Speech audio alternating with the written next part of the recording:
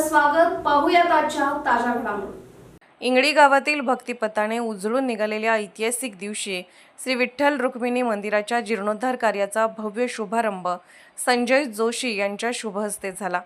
मंदिराच्या नव्या स्वरूपासाठी भरवलेल्या पायाभरणी सोहळ्याला वारकरी संप्रदायाचे भाविक, ग्रामस्थ आणि महिला मंडळी मोठ्या संख्येने उपस्थित होत्या. यावेळी अशोक जोशी यांनी धार्मिक विधीपूर्वक मंत्रोच्चारासह पौरोहित्य केले.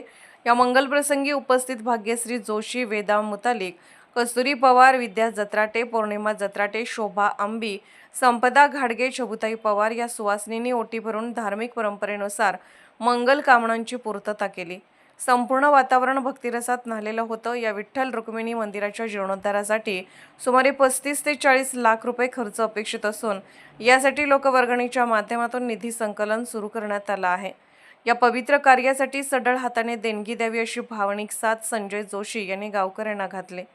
कार्यक्रमात सुभाष जाधव, वसंत कवाडे, गणपती धनवाडे, कुशप्पा आंबी, बाबासाहेब धाबडे, हुवाना चौगले, राजाराम धाबडे, रामा धाबडे, चंद्रकांत चिंचले, पुंडलिक जत्राटे, अब्बास माने, शिवाजी पवार, अण्णासाहेब चौगले, शंकर पवार, प्रकाश पुजारी, राजू चौगले यांच्यासह वारकरी संप्रदायाचा आत्मा असलेल्या या मंदिराच्या पुनर्बांधणीमुळे गावातील आध्यात्मिक व सांस्कृतिक जीवनास नवचैतन्य प्राप्त होणार आहे.